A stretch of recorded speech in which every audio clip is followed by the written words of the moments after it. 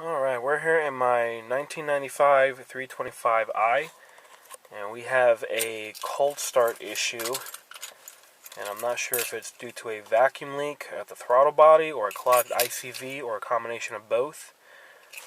When I unplug the MAF sensor, I can feather the pedal to get it to run, but here's what it's doing. Right now, the MAF is plugged in. It'll start up and immediately die. Now, if I give it some gas, normally I can feather it at a higher idle and keep it running. And it didn't work that time. I think I have to unplug the MAF. Nope. Alright, well that's the issue right now. Let's go under the hood.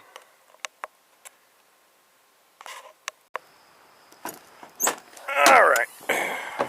Oh wow. Okay. Here's the MAF. Nope, that's not the MAF. That's the MAF right there. Let's unplug it. Come on. And try that test again.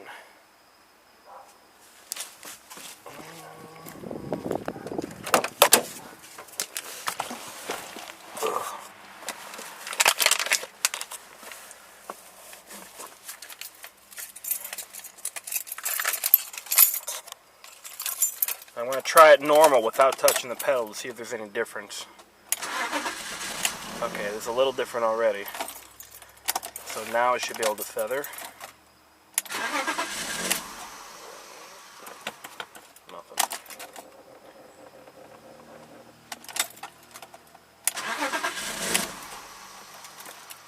Wow, it's even worse today. I can't catch it. There we go. There we go. Now that doesn't sound very clean, but if I hold it,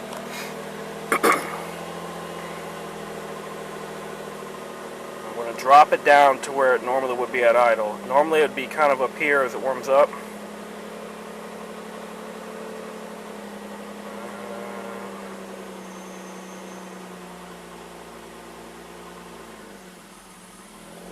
Okay, now it's idling by itself a little rough. It's a little low, which is why I think I have a clogged or failing ICV.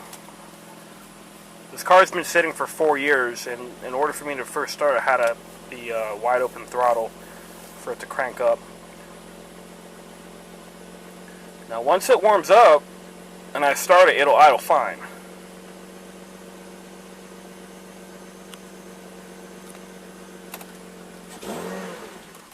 Oh, I killed it.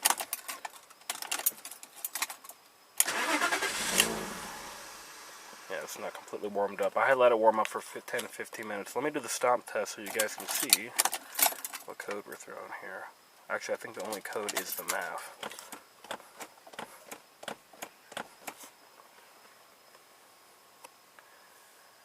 Okay. That's 1, 2, 1,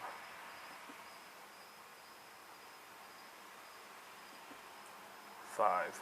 1, 2, 1, 5. That's the MAV sensor. That's because I unplugged it. Now, before I had ever unplugged it, there were no codes stored in the computer at all, so it was not throwing any codes, which, you know, leads me to believe vacuum leaks, because none of the sensors were tripping or anything. So I'm going to go ahead and dig in there and try cleaning and checking the valve. I'm probably going to buy a new one even after I clean it, but the best price is bavauto.com for the ICV valve. It's $80. Go to the dealership, easily spending $430, and I'm not doing that. Auto Parts has it for about $150.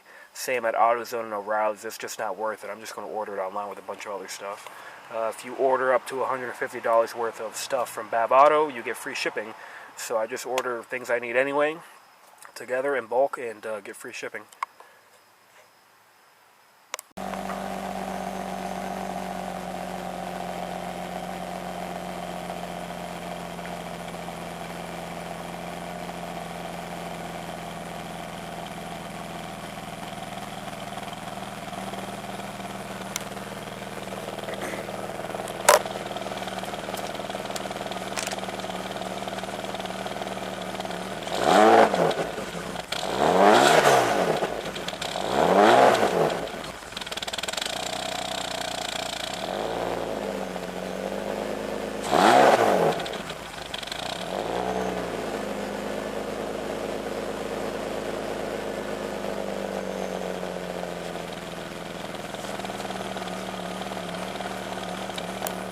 with it running like that and not completely warmed up, you definitely don't want to rev it too much or too hard.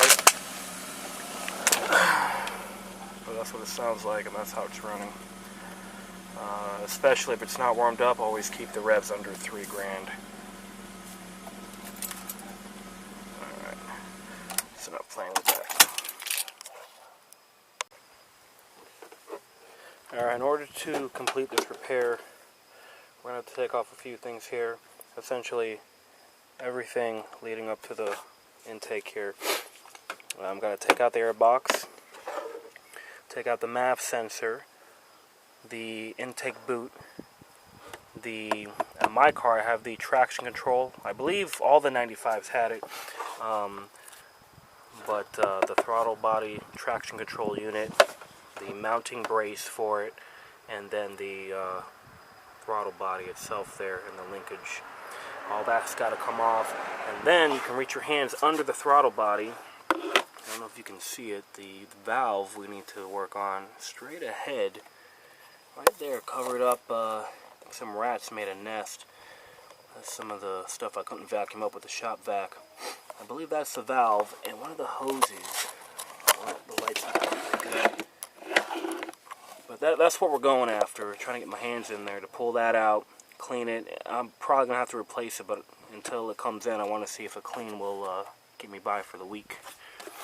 Also, this boot, common failure point, replace it. You can see I have a giant crack in mine, so I'm going to be running a little lean. That needs to be replaced. Got to order another one of those.